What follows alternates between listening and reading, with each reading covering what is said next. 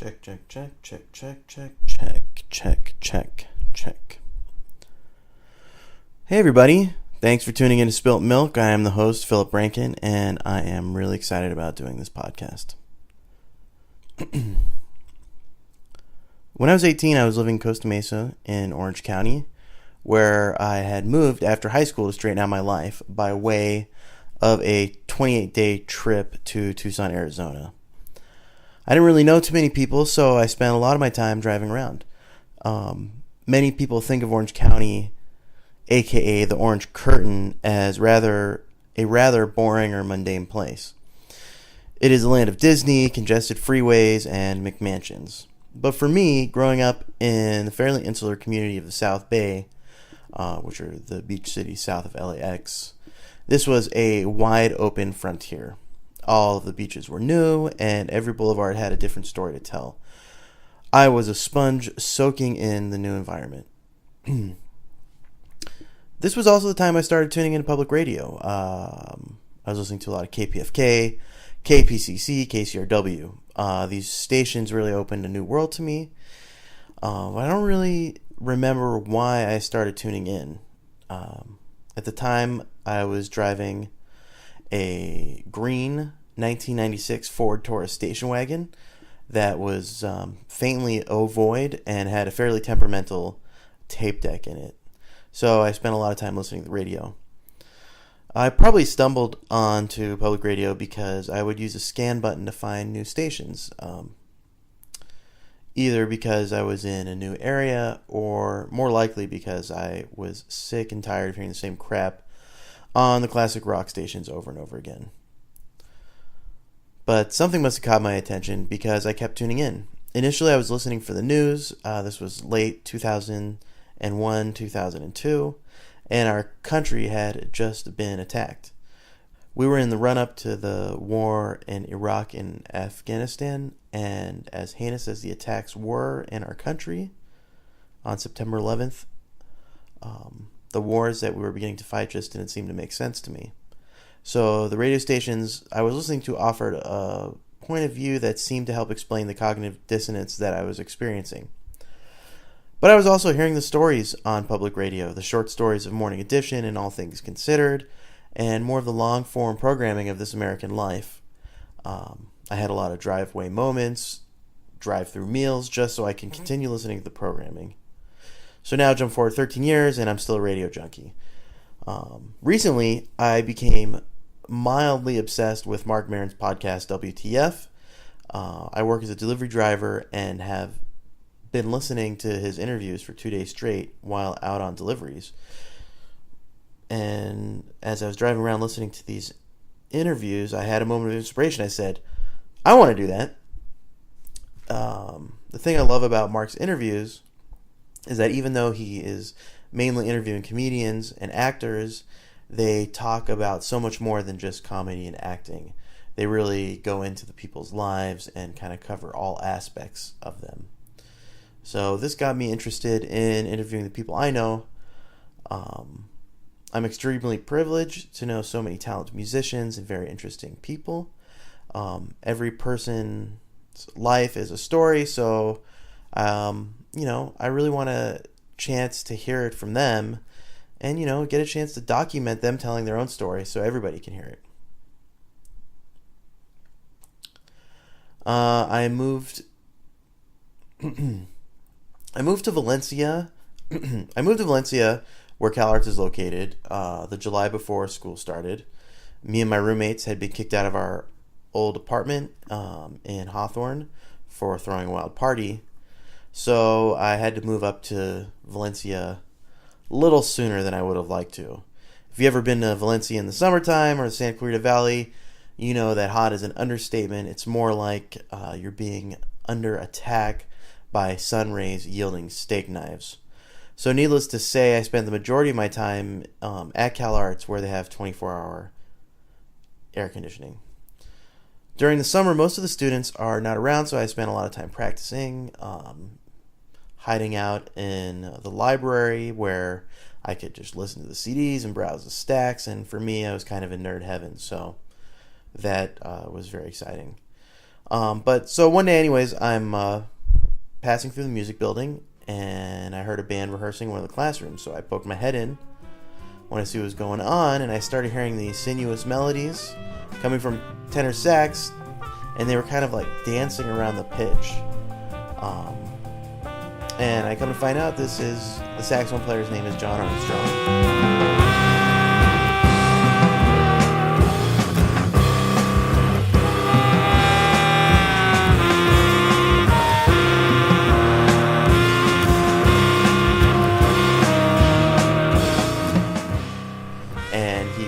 Rehearsing with his band. It's a collective ensemble called Slumgum.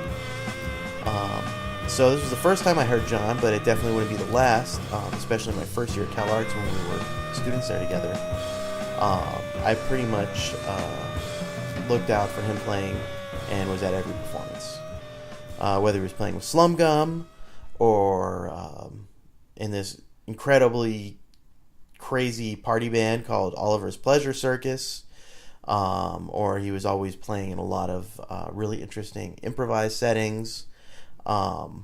But whatever was going on, his playing always seemed to just fit just right in. It was extremely virtuosic, but never had too many notes, and you could always tell whenever he was playing, his ears were just wide open. And so, again, that's why his playing just fits so well.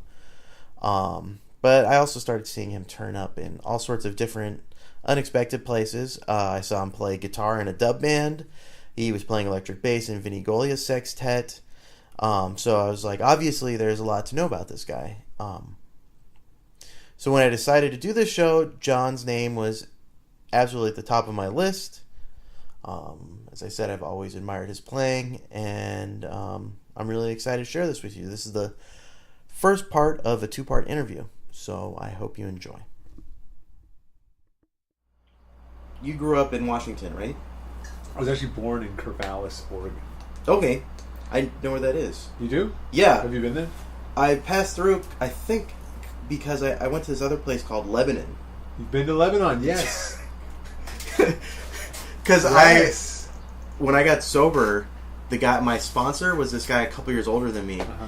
And when he lived in Orange County, and him and his friends, when they were 15 or 16, 15, before they got their license, stole a car and just drove it all the way up to Oregon until they got to Lebanon and got arrested, and were just terrorizing the town.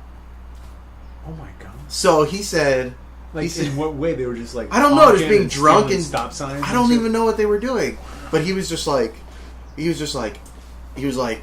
the steps are all about making amends. Okay. You have to admit you're powerless, then you have to make amends to all the people that you harmed throughout your life. And so he was thinking about it. He's like, I owe this town an amends. I don't know how you apologize to a town, but he's like, he just wrecked it. He was just I need to go there. So he rented a car, and I went with him and his girlfriend to Lebanon, Oregon. Oh my god. Yeah. That's beautiful. Yeah. And what did he do? And so, we went to an AA meeting there, and then there was some guy who was part of the police department, and it was I guess he somehow made it okay by just kind of going there, and because the city didn't. It was just some kids, but he felt like he needed to go there, and that was a great excuse for me to go to Oregon. I was like, yeah, that'll be awesome. Let's go to Oregon. It's pretty in that neck of the woods too, in the valley. Yeah, and Corvallis is not too far, right? It's very close to the yeah. Yeah. Wow, that's an amazing story. That's beautiful. That's really incredible. It's crazy though, right? Yeah, that is wild. So you were born in Corvallis? I was born in Corvallis. My dad... Yeah, because my dad moved to Oregon to be a lumberjack. Really? In the 1970s. No in Sweet Home, Oregon. Where is he from? I'm going to close the door because of the hammer. Where was he living? My dad grew up in a lot of different places. I think he moved around a lot, but he mostly spent time in Missouri. Yeah. And then in Springfield, Missouri. Mm-hmm. And then he went to school in New Mexico for a little while, and then kind of went around, did some stuff. Yeah. And he ended up in Sweet Home, Oregon, doing logging. Wow. And then he, as he tells it, he was outside in sideways freezing rain. Mm-hmm. He'd had a couple like near-death experience. I mean, it's a hard gig. Yeah, dude, yeah. logging in the 70s. And it was like sideways rain. He's like pulling up some tree, or he's like scratched up, and he's like, I think an inside job sounds great. An indoor job. So he went to Oregon State University, which is in Corvallis, and he met my mom there, and so that's where me and my sister were born. Huh. While was your mom was it after they graduated college? And Yeah, my mom had gone to school for, what do you call it? Special education. She got a master's in special education. Wow. So she was teaching special ed in Portland for a while. I actually can't remember how she ended up in Corvallis. I don't remember. It's that not too far from Portland, right? It's not. It's just a few hours. Yeah. A couple hour drive. We were raised in Corvallis, and when I was 12, before I got to 6th grade, we moved to Battleground, Washington, which is a very small town in southwest Washington State. Such great names. It's great. Yeah, Sweet Home, Oregon. Sweet Home, or Battleground, Lebanon. Washington, Lebanon. Battleground's funny. There's a plaque. There's like a giant wooden sign that explains why it's called Battleground, and it's a bizarre story where there was like the Fort Vancouver, because Vancouver, Washington is close to that. That's where like a lot of the settlers were living, and then there was a Native American tribe that was led by a man named Chief Umtuck.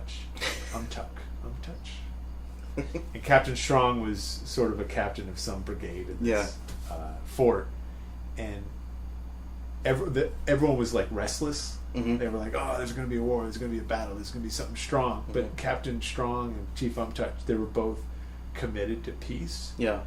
And so they would get mocked by their constituency. Huh. Yeah, because they wanted to fight. Exactly. So they called Captain Strong a coward.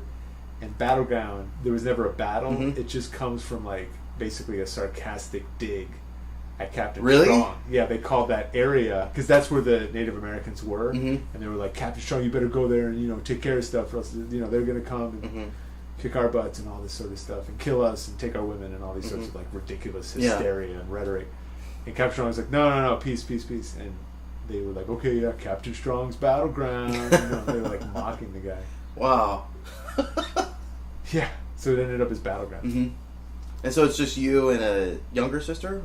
My sister is older. How old is she? Years older. She's 2.5 years older. 2.5 years older? Okay. Cool. And does she still live in the area? She doesn't. She just moved to Chicago. She went to school at USC, got a philosophy degree, and then she ended up getting a law degree at the University of Pacific in Sacramento. Okay. So just the two of us, we were raised in Battleground for the most part. That's where I went to middle school and high school. Cool.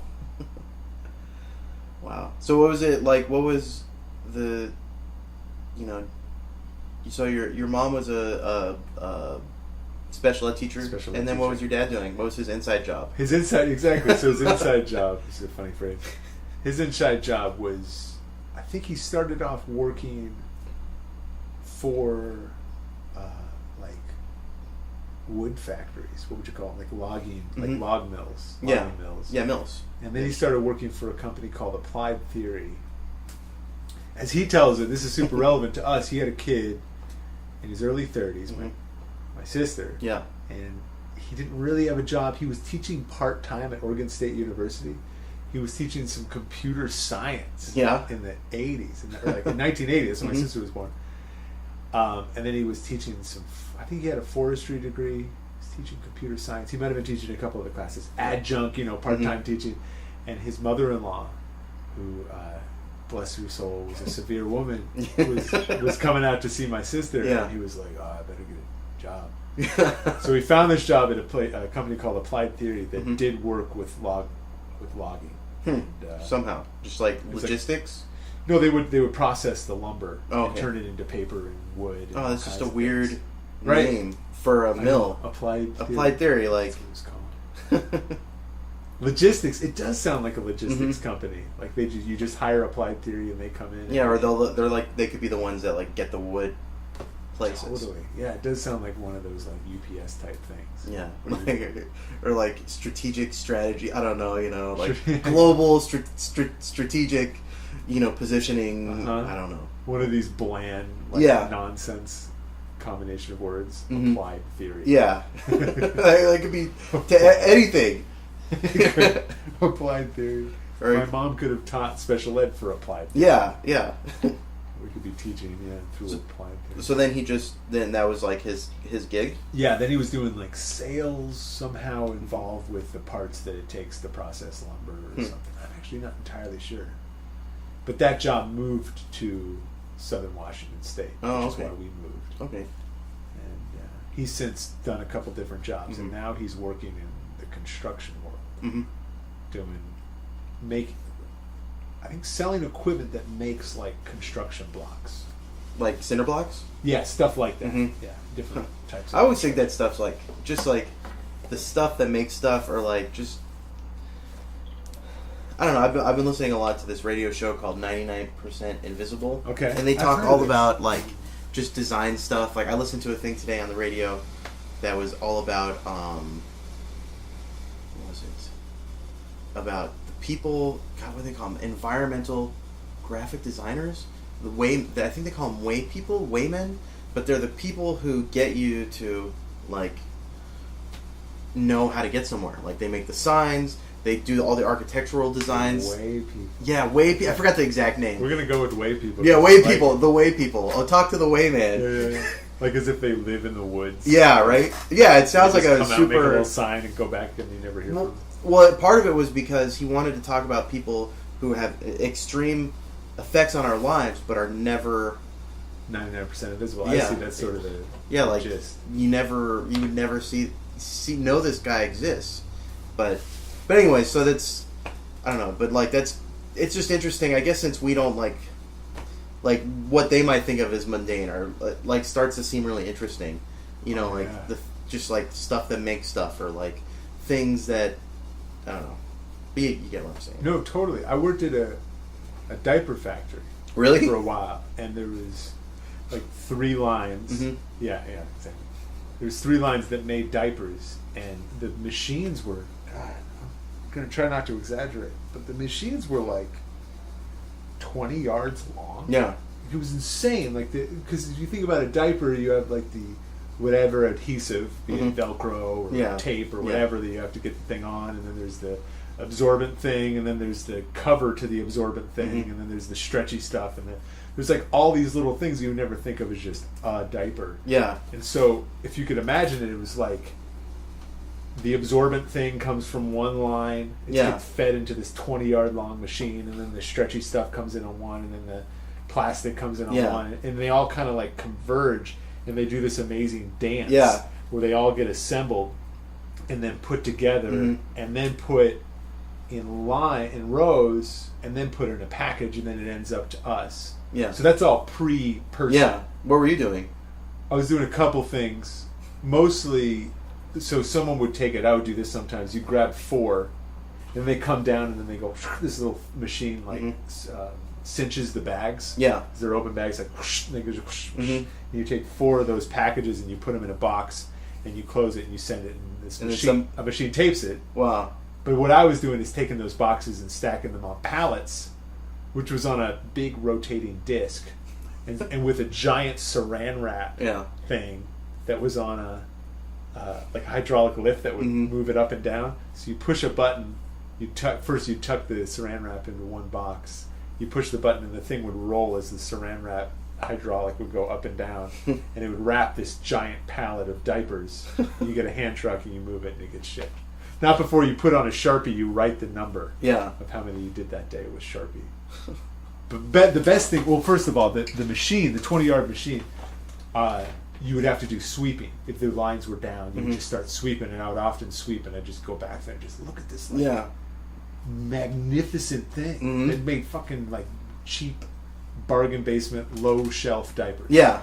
Like nonsense diapers. Yeah, it was like 99-cent store. Totally. Yeah. I think one of them was called Quackers, and it was like a little duck in a diaper. It was like that kind of nonsense. It was like garbage stuff, and it was all the same material, of course. And it's like, oh, this time it's Quackers, and this time it's like Little Bums or whatever they're called. But these machines, they were amazing. They were in plexiglass, and the sounds and the rhythms that they would make. I'm totally with you. Yeah. Well, making a machine to make something, that's really fascinating. Wow. I know, gotta love the odd jobs, man. Boy, they help. Dude, they help. Everything, man. Like when, I mean, you and me, we make things that people pay for. You know, be it lessons, be it teaching, be it food, be it, you know, professional music. So like I release an album and I'm like, please pay me $15 for these 6 or 5 songs. Yeah. Right. For this 50 minutes of life. Be a little 50-minute experience. Give me $15 for that. Like, it's different when that's 2 hours of Diaper Factory. Yeah. As opposed to like a 10 and a 5. Like it just changes everything. And then it was 12-hour shifts. Like 8 a.m. to 8 p.m. You would do that for 2 weeks. It's 4 days on, 4 days off. 2 weeks of that. And then 2 weeks of the shift.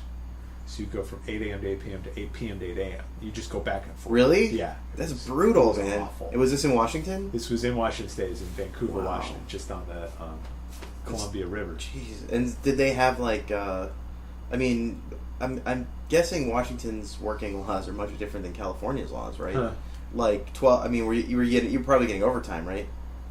They are so smart because it's 4 on, 4 off. Oh, they did that bullshit where they would be like, "Oh, well, technically a week exactly."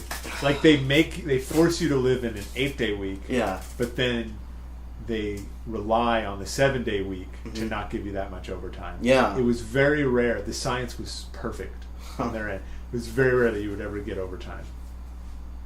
Wow. 48 hours. You work 48 hours in 4 days. But sometimes they would be... They're smart. I mean, you know, they know what they're doing. Yeah. So, let's see. So you're living in Battleground, Washington. You moved there when you're like 11, 12. Yeah, something like that. You and your sister, where were you, like... You seem like you were playing a lot of sports, right? I love sports. I played a lot of baseball and Corvallis, like Little League stuff. Yeah, elementary school was the time for Little League, right? It's the best. It's the best. It's like hanging out at the field... Like eating those terrible burgers from the stands and like the crazy parents and hanging out in the dugout, sunflower seeds, man. The best. In fact, in Corvallis, and this is funny. In Corvallis, the parents were brutal. Yeah. College town, I have no idea why. They were like yelling. There was one. So we burned through in 3rd grade. I still remember this. We burned through like maybe 3 coaches in a season. Wow. Because the parents were so relentless. And there was one game where the 2 coaches started cussing at each other and yelling and swearing, and then the ump got involved, and everyone just started cussing and swearing. The parents were yelling; it was like nuts. And this was a normal thing. Like during a game, parents would yell at the ump. It was nuts, man. Yeah. Corvallis was like cutthroat, everything that you've heard about, like awful parents. Yeah. And at some point, our coach bailed.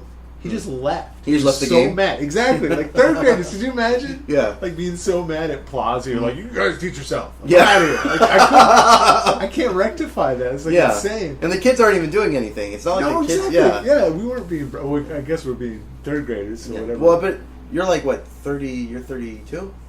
31, yeah. 31. Yeah, we're the same age. So we were like... That was like the thing in the 90s. Was like... The like raging baseball parents, like they would show it on Current Affair or whatever. Totally fights between dads in the stands. Yeah, like that happened. My Little League, like that wasn't just really. It was just everywhere. Yeah, my dad would yell at the coach. My dad was coaching. The umpires were crazy. They'd give the umpires a hard time. The umpire would like leave. Yeah, that happened to us. My dad actually came down to replace the home ump because he split at one game. Yeah, you're right. That's right. It was a thing. Yeah, it was a 90s thing. Epidemic. Yeah. I wonder where that's moved to. Soccer or something. Soccer. I wonder. I don't know, because it's like our lifestyles are so different than like our parents were. Like we're not living in the suburbs. It's like a total like kids in the city is so different than the kids.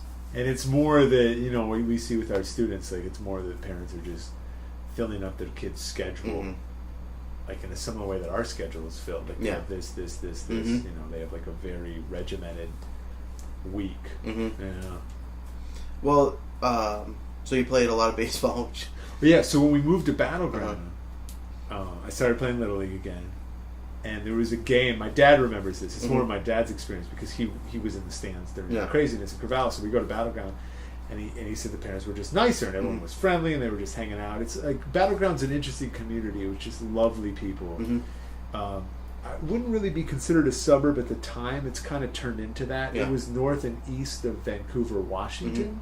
Yeah, that's across the Columbia River from Portland. Exactly. So exactly, Vancouver, Washington is where the very first city you get to when you cross the river from Oregon to Washington State.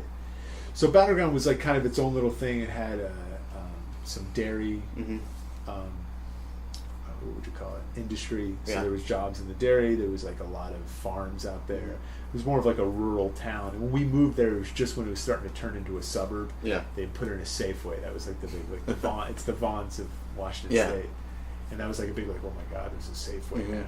And then since then, they've built towards Vancouver, Washington. Yeah. They've been building south. Yeah, like, just like tons of open land. Just like what happened, like Riverside, Orange County. Or Valencia. Yeah, right? Valencia. Valencia was just like pastures. Or Burbank, if you go back far enough. Yeah. Apparently Burbank was just orange groves. Well, yeah, Los Angeles, I mean, there were oranges everywhere. You know, like, I remember I talked to Putter, you know, because he grew up in Bell. And and he said, where's that? Bell is... No, I just pictured it in my head. And he said you could drive from Bell to Long Beach and just be like in oranges the whole time. And now it's... Yeah, now it's just... parking lots. Yeah. I'll be damned. Yeah. Yeah, so that Battleground's that same story. But we go to... we're playing a game, and some kid hits just a monster shot. And it's either his mom or the mom that stands up and screams is on that kid's team. And she was like, wow, what a great hit! She stands up and she's cheering, and one kid on our team like makes this crazy leaping catch in left field. And she goes, wow! My dad said she went, good job, everybody! Right? So whoa, like, man! Yeah.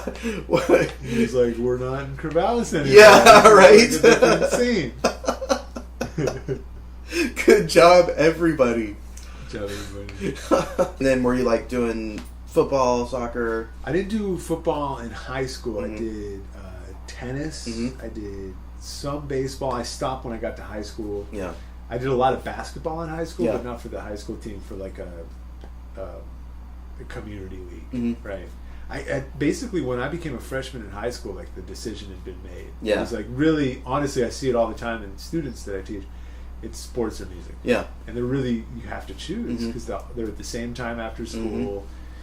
You just don't have that much time to practice if you're going to do sports. Yeah. So I did like tennis. I could just get by without trying, just hanging out on the JV team. And, you know, getting some exercise. That CEP, like the community basketball league, same thing. I got to play a lot of basketball, which was fun, but it was all weekend stuff, and it was cool. And music took precedence, so I would miss a tournament to play like a jazz festival. Yeah. And that would not be okay if I was playing. Yeah, of course. For Battleground. So I made my decision early. They wanted me to play football because I was a large boy, but it just didn't. Man, it was like, I don't even know what it was. Like, I don't think I had principles. It wasn't like I have to. You know, I'm going to be a musician. Yeah. It was like obvious. Yeah. What was your first instrument? Piano. Piano. With this like church pianist that lived down the street, and that was great because it teaches you notes. Yeah. So that's when I first learned how to read notes. How old were you? It was right when I moved to Battleground. I didn't do any music in Corvallis. Were you, and your sister? My sister actually did violin. My parents never played a note. Yeah. We didn't really even listen to very much music growing up. Like when I think of what my mom loved Emmylou Harris and Enya. So like, but not all the time. Like we'd be driving around in Corvallis and she'd have an Enya tape. So I'd listen to Enya. It was a Celestial. I don't even know. No, there was that thing in the 90s, the compilation you can buy. Celestial Sounds. Celestial Sounds. Or like, it had Enya, it had like the X-Files theme. I see what you mean. Yeah, also Tubular Bells. Yeah, Tubular Bells. Stuff like this. Yes, yeah. Well, I forgot what it was called, but anyways. Minor keys and like pretty synths, new age stuff. Yeah, new age. So your mom was into that, and your sister? I mean, my sister played a little bit of violin when I was a kid. I definitely remember at some point I went to my sister's violin recital, and I was just blown away. Yeah. Perhaps like most 8-year-olds would be or 9-year-olds. They were just like, oh my God, there was like 20 kids playing Turkey in the Straw. And I would just like, I would hold my sister's violin music like it was sacred. I would just look at it and I would think how cool and complicated it looked, like kids' melodies. And at some point, my parents got old upright piano. And so I would sit at the piano a lot and just plunk around. Yeah. And I used to write, I used to like know that I was going to be in a rock band. So I would write, like I had a stack of songs that I wrote with lyrics. Yeah. And we had like notated them out? Or just wrote the words and like chords? The words, I didn't know any chords, but we had a guitar. I still remember this. We got my dad's guitar out of storage in Corvallis, and I'm in his truck, and I was like, oh, can I hold the guitar on the way home? Okay, yeah. So I hold the guitar, and there was something about it. I held the guitar, and I just knew I was great. I just knew that I was a great guitar player. And I didn't know like what I was about to do, but I knew it was going to sound like amazing. Yeah. Like I was 10 or whatever. And honestly, in that moment, if I just started playing like this, like some brilliant flamenco, like classical piece, I wouldn't have been shocked. I've been like, "Yep." You're like, this is it. This is my calling. Exactly. But then I didn't do any. I was like, whatever 10-year-old does with the guitar. But I used to sit in my living room and tune all the notes till they sounded the same, and I would just play like open strings. And thinking about it now, what I think I did is I tuned like the bottom 3 notes to like one note, and then probably the top 3 to like an octave, because it's like I would just sit there for a long time till it all sounded right, and I would just strum and strum all night. And I would just love it. I just go around the instrument and just play and play and play. But I used to like do stuff like that, just strumming.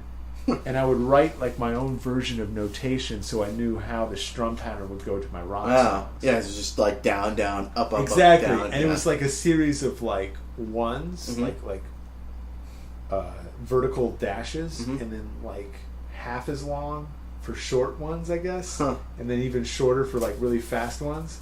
So maybe like a quarter note would be like half an inch vertical line, and then a eighth note would be like a quarter of an inch. Right, like stuff like that, and I would draw like these complicated. I was kind of like OCD as a kid. Like I really like I had to make it meticulous and right, and I just had this stack of songs that I would like know when I joined the band. It'd be like, "Who's all my songs?" If you look at it like, "What is this crap?" I wish I kept it. If I was a genius, I would have kept it. Yeah, it's like what was I even writing about? I think you know what it is. It's like when kids write songs. It's like you hear all this stuff on the radio, and you know it's about pain and loss, and I was just trying to remember my band name. It was pathetic. It was a band name with nobody in the band. No one's in the band. No one's in this band. Something pleasures, innocent pleasures, or something like something like that. Oh, yeah. At some point, I thought it was going to be ferret with a PH. Biggest band in the world. I remember my friends had like a garage band, and I think the name that they finally settled on when we were in like 6th grade, I think one of them was the 4 Death Pigeons. The 4 Death or Dead Pigeons? Death. Like think of like Ghost Rider, but like pigeons. Son of a bitch. Yeah. There's 4 of them. Yeah. And well, the 4 Death Pigeons. Yeah, or like the Death Pigeons are. I mean, that makes sense because Death's not going to also do pigeons. There's probably a pigeon who's the Death Pigeon. It goes around to like it's your time. It's like the 4 horsemen, the 4 Death Pigeons. The 4 the apocalypse. So you were doing that before you started taking piano lessons? Yeah, I didn't know any music. So I just knew I was a great musician. I did. I was like I would actually have fantasies of playing saxophone solos before. Really? I ever knew that we even had sax. Like I just like my friend, a kid from Israel named Yoed Anus. A-N-U-S, right? We didn't know enough to make fun of him at the time. He played saxophone. That's all I knew in 4th grade or 5th grade or something. I was like, oh, Yoed plays saxophone. That's the coolest instrument ever. I'm going to play that instrument. So I knew I was going to play saxophone at a young age, and I like wrote all these weird rock songs about love. You know, you don't know anything at the time. But yeah, and I would just plunk around the piano. But then when I moved to Battleground, I found out that my dad had a saxophone in the garage. Really? Because both he and my mom converted to this Buddhism called Soka Gakkai International. At the That's time. SGI. SGI. Right? And at the time it was called Nichiren Shoshu Association, which is NSA. So they changed it. That's all I knew of NSA. Yeah, you told me. So when did they do that? They did it before me and my sister were born, so in the 70s, and in fact met at a Buddhist wedding. A Buddhist meeting in like Corvallis or Eugene or something, and they got heavy into it. Yeah. You said they were missionaries. They considered themselves kind of not. I wouldn't go that far. Or proselytizers. Exactly. Yeah. The NSA at the time was a very intense evangelical organization. So my mom would go door to door. That was common. People would go door to door. It was just like really intense stuff, like real intense faith. And both of my parents, my mom was raised severely Catholic. Severely Catholic. She was raised like Roman Catholic. Her mom came from Italy on the boat and the whole thing. So that was an intense experience for her going to Catholic school in New Jersey. And so and that just like was very hard on her. Where was she from in New Jersey? She grew up in Longport, on the beach. It's like on the shore. South Jersey. South Jersey shore, exactly. But she was born in Cleveland. So when she came out west, it was like, oh wow, the West Coast is amazing. Like people don't yell at you all the time. And then she started teaching special ed. And at some point, over the course of several interactions with some woman, she got what they call shakabuku. She like accepted.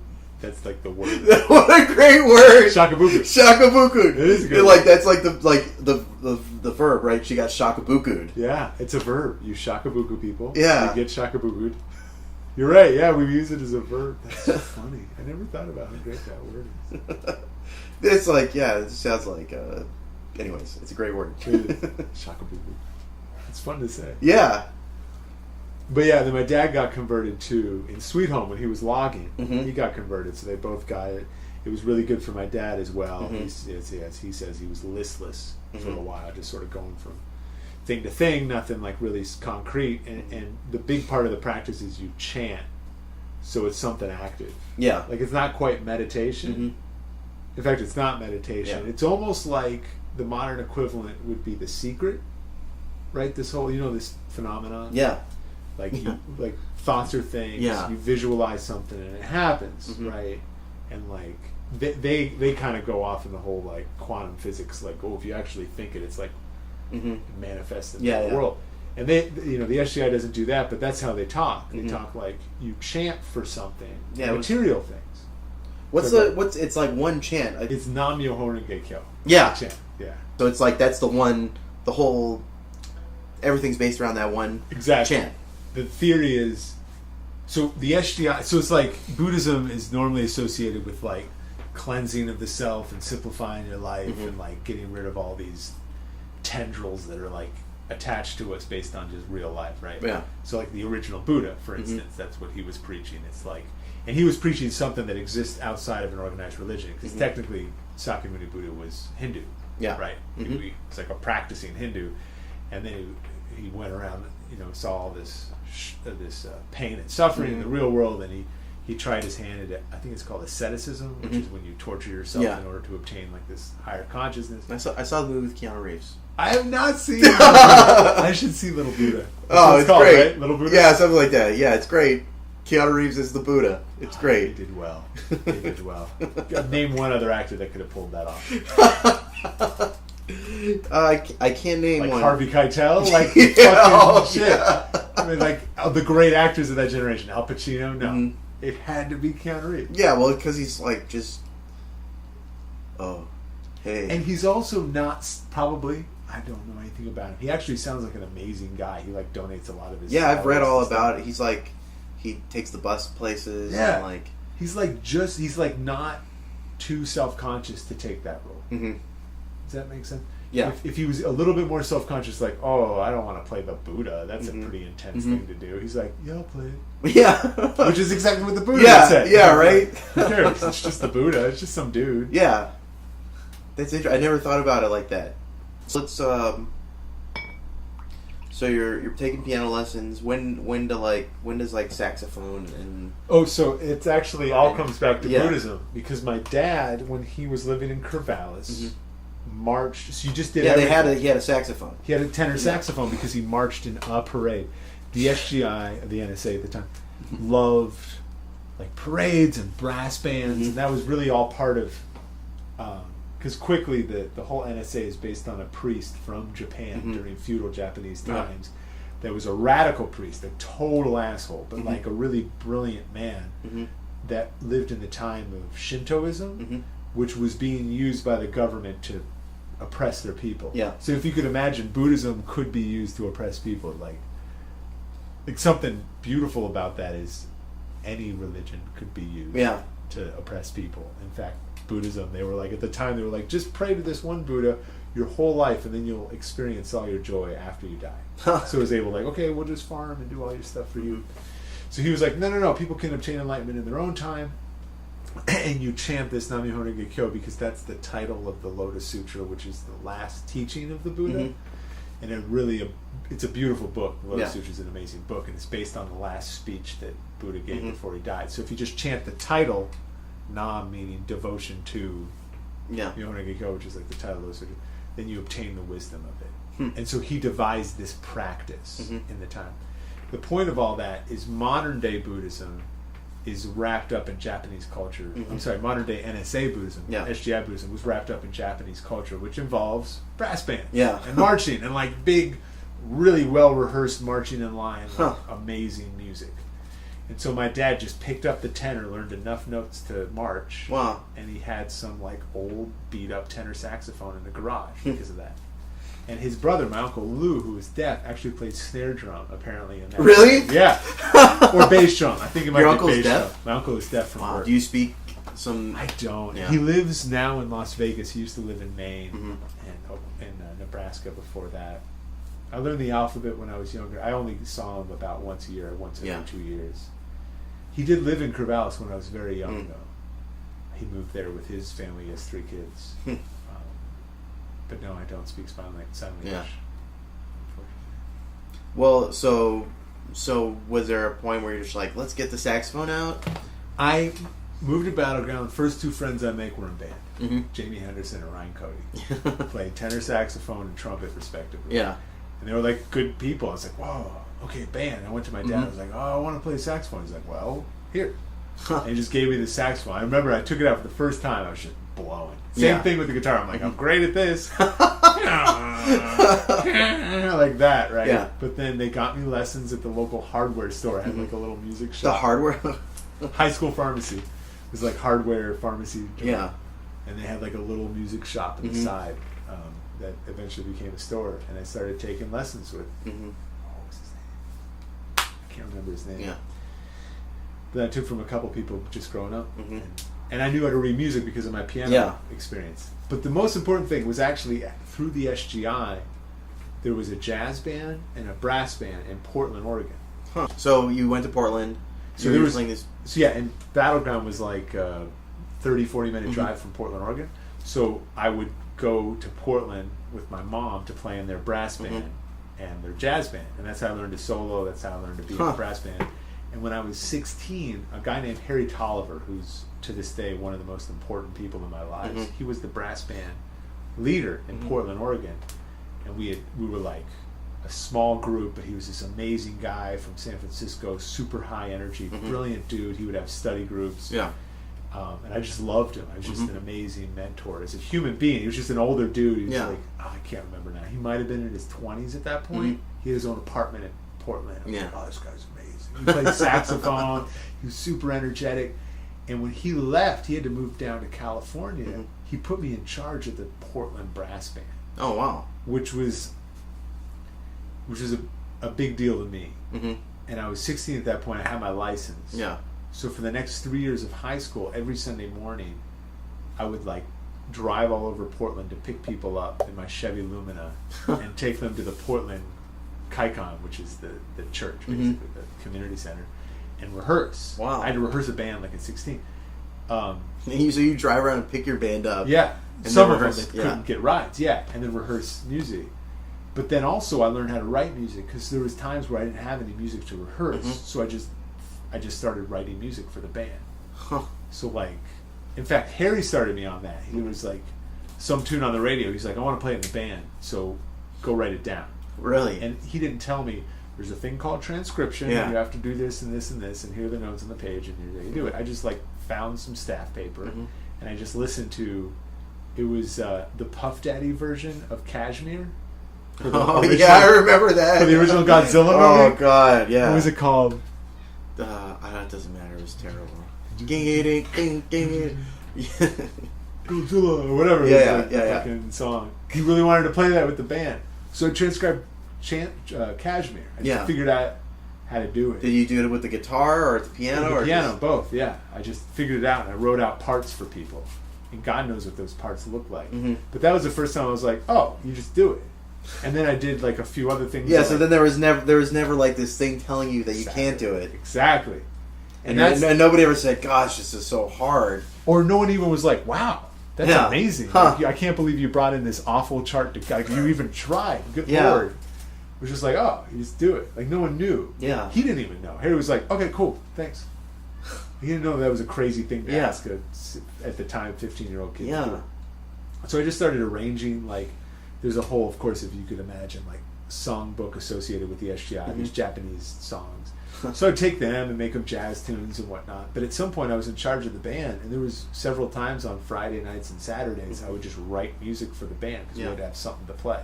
So you're like, these are all handwritten charts. Yeah, totally. And you were working from a score. And would you like write it on a score or just write the like? God, that's a great question. I would like figure stuff out on the piano. It was never original music. It was either arrangements of other songs. So I might have. Let's say there's a song called Forever Sensei, which is in that canon of Buddhist songs. I'd have the chart with the chords on it. I knew how to play the chords. I knew how to play the melody. I'd be like, okay, the trumpet's going to do this.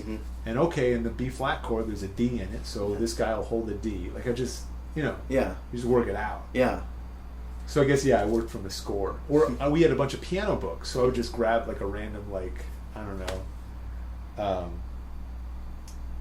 what's it called? What's that song called? The Running Movie? The Running Movie? Oh man. I just love that song. But I arranged that. Ba ba ba ba ba. That Chariots of Fire. Yeah. Chariots of Fire. I love that song. I love the boom, boom, boom, boom. So I'd be like, okay, saxophones go boom, boom. But I'd write it all out. Yeah. I just write charts. And God knows, like, I'm sure there was like bars that were off. I mean, I didn't know anything. But I had a bunch of staff paper. Yeah. I didn't even get it. I'm sure my parents got it for me. Hardware store. That's probably it. They probably got it from high school pharmacy, man.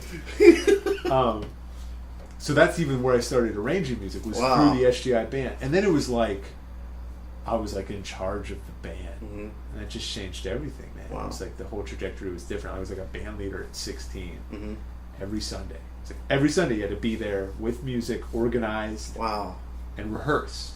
Because he was gone. Harry left, man. There was no one else. It was crazy. It was Did he leave the church? Was it like a thing, or was No, he had to move down to California. I think his dad got sick. I don't remember all the specifics. But yeah, that was a big part of my experience. And the same thing with the jazz band. A guy named Dave Bodderin was teaching the jazz band.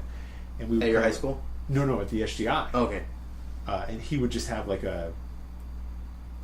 this was when I was in middle school. He'd have like a Watermelon Man chart. And like the scale was on, it was like probably the Ebersol. Yeah. And he would be the same way. He's like, "Dad, just improvise." And nothing like, "Oh, this is weird. We're going to start soloing now." He's like, "Just play. Yeah, those are the notes. You'll be fine." And so I learned to play just like aggressively, so that when I did get to high school and try out for the jazz band, they'd be like, "Time to solo," and everyone's like, because that's the scariest part. Yeah, I was just like, and at the time, my band director was like, "Yeah, all right, cool, you're in." So I was like considered a good saxophone. I was considered a good musician because I could read music from piano, and I played without a care in the world. Yeah, loud awesome. And wrong, strong and wrong, stronger. Yes. But then another fortunate thing is my high school band director. His name is Greg McKelvey, who's still around at Battleground High School. He would drive from like South Portland, 45 minutes to an hour every day, each way. And he just kicked ass, man. Wow. He was this like 7-foot tall black guy from Portland who would drive to the Boondocks, to drive to Battleground, and he just rehearsed our asses off, man. Afternoon rehearsals. He was fiery back in the day, but he's since mellowed out. Yeah. But he still was intense. Big, tall guy. Well, spittle. Like, was it Washington is like that's a big band, like that's a thing up there, right? Like they have the... That's Seattle. So that's just Seattle. Yeah, totally. Okay. Maybe some suburbs around there. Yeah. But yeah, the Seattle jazz band booster is intense. It's like Texas football. Like, do not fuck around in Seattle. And there's some like ridiculous talent. Yeah. Like a lot of the who's of current, like Jim Black came out of that system. Yeah. Chris Speed, all these names. So Corfu. when so that was something I was just thinking about, because you're like a multi-instrumentalist. Like what are all the instruments you play? Like you play bass. Like were these all were a lot of these things instruments that you started learning out of necessity? Like bass. It is interesting because when you're a band leader, you have to fill roles. Yeah. So if my bass player didn't show up for the brass band in the SGI, I played bass that day, or I played drums that day, or I played no other real wind instruments. I didn't play any clarinet or flute. Yeah. Until college. But I started on piano, so that came quick. We had a guitar around the house, so at some point my parents gave me guitar lessons as well. Yeah. He happened to play banjo, and at some point my dad was like, "Okay, son, we're gonna keep paying for lessons, but you have to learn how to play banjo." Really? Yeah, it was like a caveat. It was like, you gotta learn how to play banjo. And so I was like, okay, and my guitar teacher played banjo, so we got like a little pawn shop banjo. Really? Yeah, this Samick. I still have it. It's like a $60 banjo at the pawn shop. I got Was it like 5-string banjo with the high? Yeah, 5-string. Was it high G, right? High G, exactly. And so then I started learning So you can banjo. do like rolls and shit? I can play my way into shape. Yeah, I can. I'm a good campfire banjoist at this point. I can get around. I know my chords. I play enough to people who are like, hey, you play banjo. But then that's it. If someone actually practices banjo, they'll smoke me. Reckless abandon. I can play the banjo with reckless abandon. So guitar was like taking lessons. I really wanted to learn guitar for the exact reason that you spelled out a while ago. It's like it was the cool thing to do. The cool thing.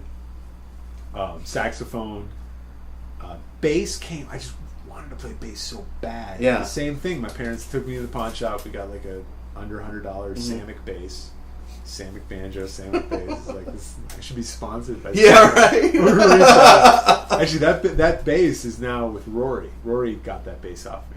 Really? Yeah. So he has it in Vancouver. Was he just practicing it? He really wanted to learn bass when he's living in LA. So I was like, yeah, you can have my own bass. Yeah, you know why? Because every piano player is like, man, I could be doing gigs if I knew how to play bass. I know exactly why he wanted the bass. It's like, who's doing gigs? Bass players are doing gigs. This is what I call bass player. They have a gig. Yeah.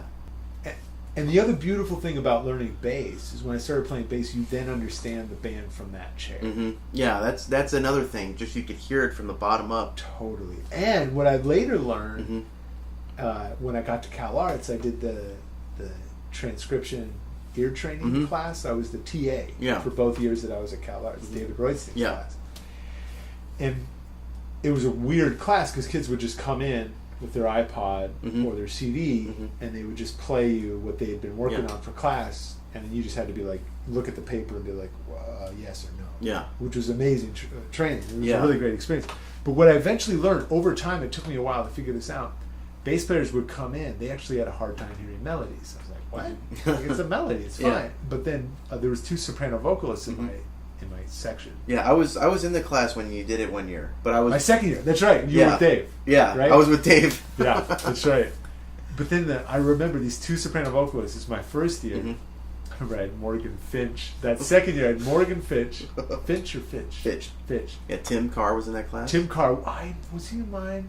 He was in I was in that class with him. Well, I can't remember. Oh, he might have. Dave. Yeah, and Nathan Phelps was in the class. Nathan Phelps might have been on my side, but I remember Morgan Finch because he was like stupid talented. Yeah, 18-year-old, 17 maybe. Like he came in just like, holy shit, chops to the I remember him like just like being in that class for a couple of weeks and just being not happy about it because he's just like taking a class about this. Like, I know he was good. You know, he was great, man. I still have so much respect for that guy. He had huge ears. Like instantly at 18, I was like, motherfucker. Yeah. And I think I could help him out on a couple things, but for the most part, I just like, See you, Morgan. Nice work. But the rascal was who's that guitar player with the dreadlocks who got really into gamelan? Oh, Danny? No. Oh, Tyler. Tyler, dude. Tyler would come in with like a Swedish game show theme. It was like a bar of 11/8, a bar of 16.5 over 12. I mean, it was like stupid, like, this crazy thing, perfectly notated. Mm-hmm. I still remember this. He said there was some game show, a talk show that was hosted by a vibraphonist. Yeah. And he like plays like this insane theme song. It's like 45 seconds long, and it'd be like if Meshuggah or Dillinger's Escape Plan played like marimba jazz. It was nuts, and he brought this shit in. I'm like, great work, Tyler. Yeah, that kid was... What am I going to say? Yeah. Go get a bagel and some coffee with your time that you're supposed to be spending with. I just want to close this door. The bass, just to finish this thought, what I eventually learned is that soprano vocalists, like, and during the bass assignment, because one of them was go transcribe a bass line, they just couldn't hear it. It was just like thump, thump, thump to them. And no offense to them, that's not what I'm trying to say. Yeah.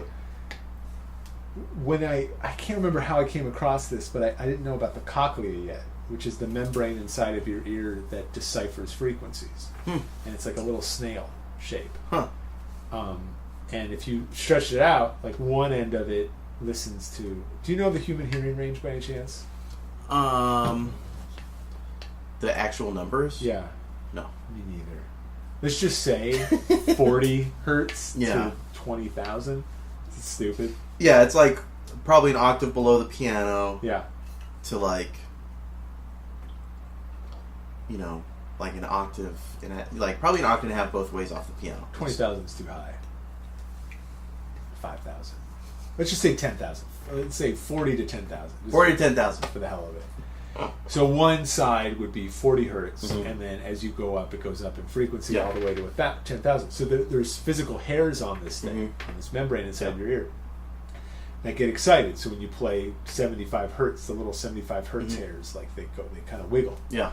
And that sensation, the air. Yeah, the sensation of the wiggling is actually what leads to the brain into perceiving 70 hertz. So if you could imagine a vocalist has been listening to treble clef, you know, whatever that range is, you know, 1,000 to 4,000 hertz their whole life, just deciphering between that band. They don't have any practice in the low end. They've just never had to. I mean, maybe some teachers would be like, this is the bass motion and whatnot, and that's why that's so important. Yeah. To give a young ear, a young membrane, right? A young membrane. A young cochlea. A young cochlea. By the way, whenever you try and explain this to middle schoolers, you say cochlea. You just do, because it's just when you can't get by saying cochlea. I've tried. It doesn't work. They're going to catch it. Yeah, then the class is over. Did you just say? But if you say cochlea, they're like, okay. And just let them figure it out like on their own. C-O-C-K? C-O-C-H-L-E-A. Okay. C-O-C-K. Or you should say cochlea. It's fucking German. Yeah. Cochlea. Cochlea. Exactly. Sometimes, you have to be like, the cochlea is membrane. You even say membrane, which is too... If you got hip middle schoolers, you don't stand a chance.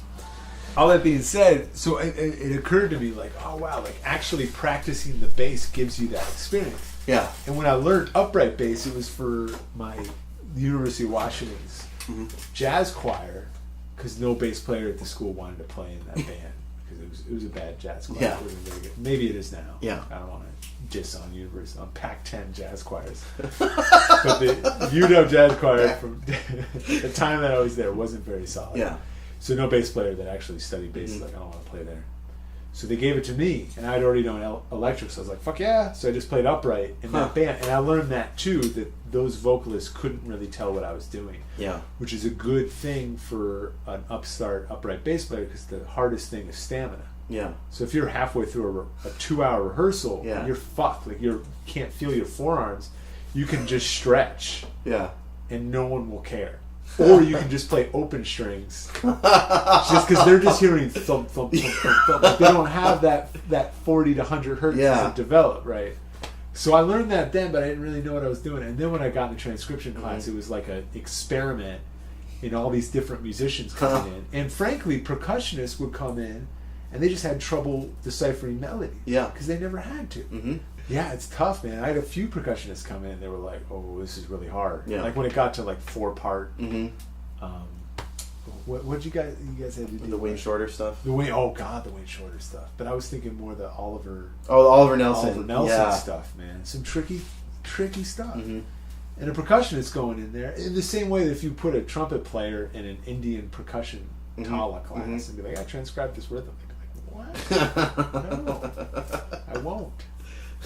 But playing bass gives you that experience. Gives you that it gives you that cochlea. Strengthens your cochlea. It's interesting. You're making me want to play bass more now. You should do, man. Because I could just hook it up to my keyboard amp there. Totally. You would love it. If you play guitar, you're already there. Yeah, well, you know what I used to do in high school? Because I did want to, like, I used to, remember Guitar Pro? Do you remember that program? It was like it was a computer program that you could, it would do MIDI interpretations of tab charts. So people would like, I unfortunately was not guided in the direction of just listening. I was guided that, like, when I took guitar lessons, the guy would be like, hey, I want to learn this lick. What is it? The Jimmy Page lick on a Joe Cocker's. Sure. Like, wow, wow, wow. You're like, I want to learn that. He's like, okay. He transcribes it and he says, you do this. Which is like, that's the shittiest way to teach somebody. You don't teach them by be like, let me do the work for you and then give you the result. Really good point. So like, I spent so much time like reading tabs and just like I would search for hours. This is ridiculous. Like I would search for hours for the tab of something, right? Like I could have spent those hours trying to figure something out. Wow. That's beautiful, Phil. Yeah. So it's like, but my God. So the same way that a kid would put way more work into cheating on a test than just fucking learning this shit. Yeah, exactly. Yeah. No offense, but yeah, it's exactly what I was doing. And it's like, that's been a hard thing. But no one told you. Nobody told me. Just go listen to the thing and figure it out. Dude. Yeah. Like it was nothing. Like because I was the opposite. Like you did it, and everybody was like, "Okay, good, go do it again." And then I was like, "This is impossible to do." Yeah. I heard this thing saying like, "You can't do this," and you just heard like everybody can do it. Like no one even cared about it. Like, it wasn't even like good job. Like oh my gosh, just like because they didn't care. They didn't know attaboys. Yeah. Yeah. That's interesting. Randy Gloss, when I taught with him at CAPSA, which is the summer program.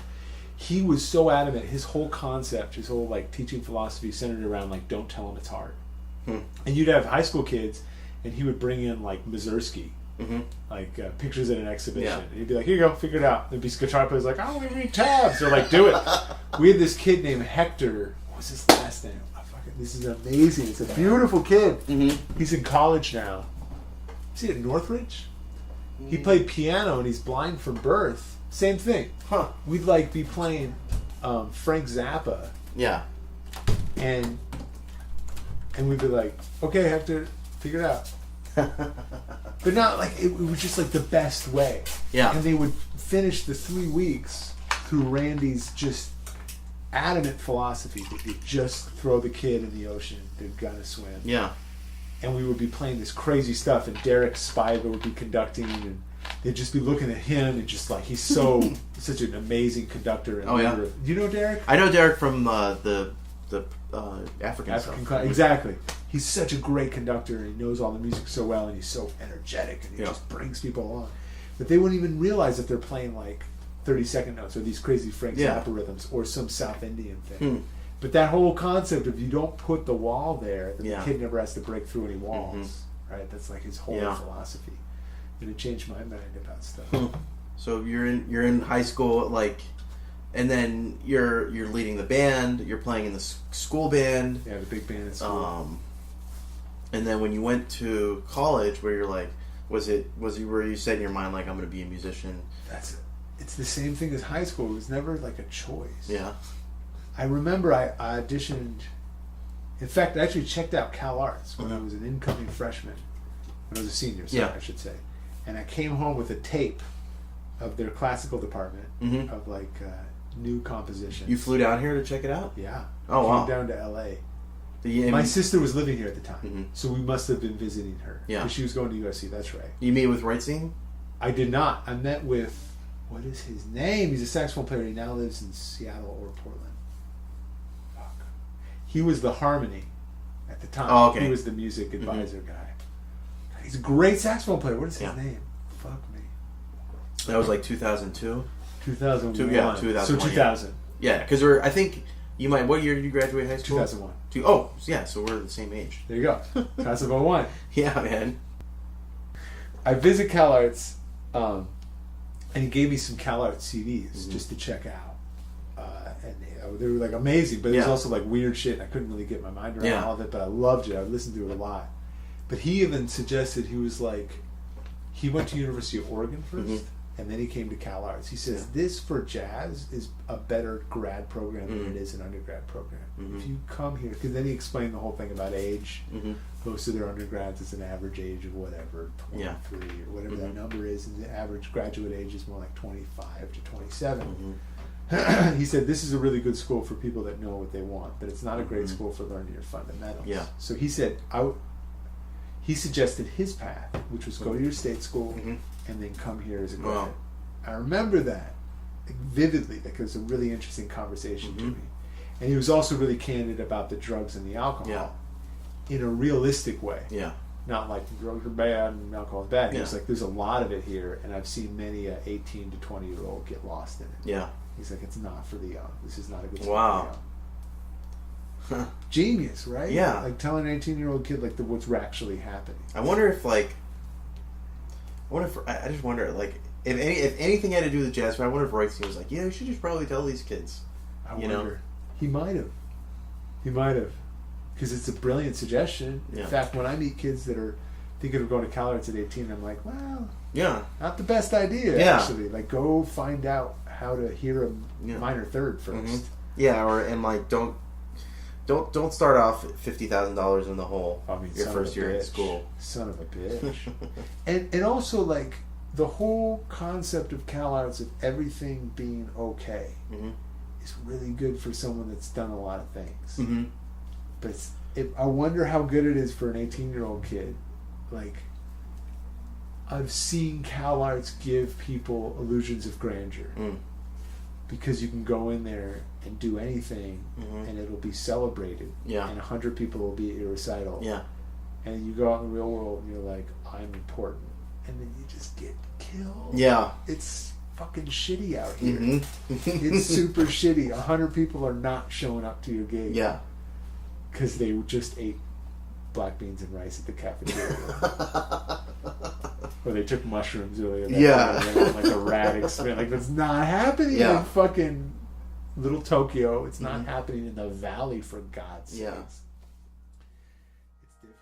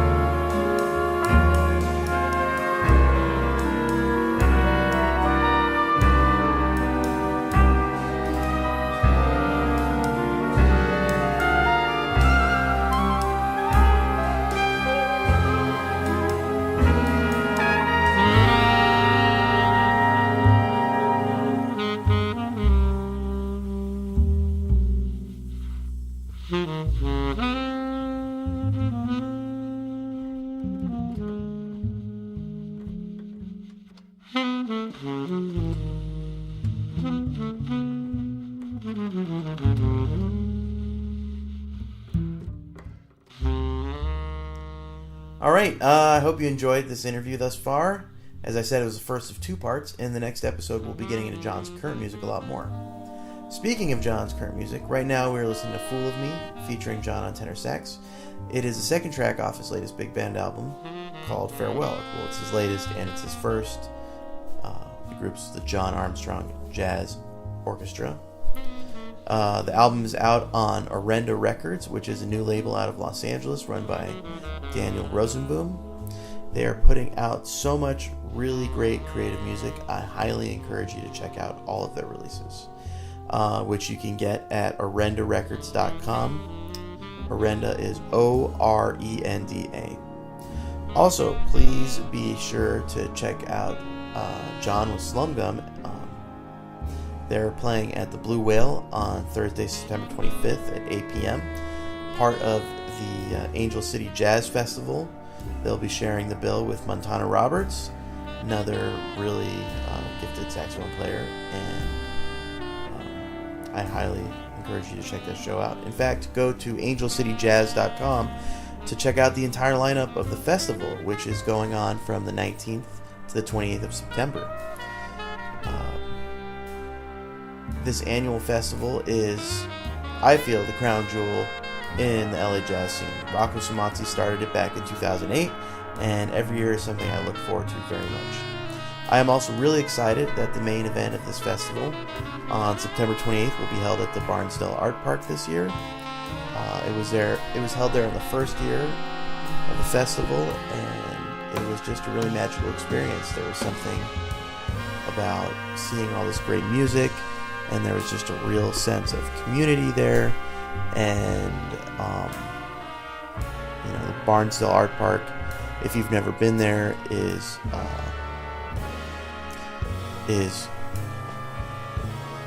a house that was a house designed by the architect Frank Lloyd Wright, and is now a community arts center, and also has a theater, and it has an outdoor area. Well, I believe they'll have an outdoor stage this year, so it's worth it to go there on many levels.